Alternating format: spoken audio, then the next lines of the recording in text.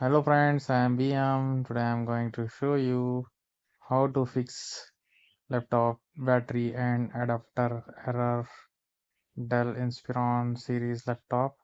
As you see on the screen, I am power on laptop. This error shown, battery and adapter error shown. Now I am going to fix this error. Click on BIOS setting. Now laptop will reboot it.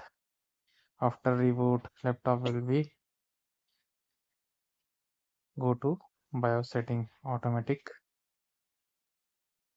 Now you see BIOS setting is open. Now click on this option, expand this. Now check here is our battery error remove message. Now check battery status first. Now you see here battery is 0, status is low. Okay, now get back to setting, click on this.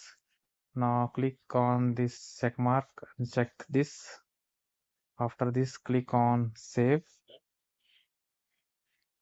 click on OK. Now click on exit, laptop will reboot.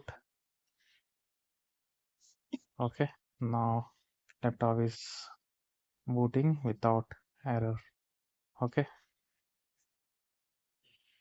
that's it. Thank you for watching me. See you on next video.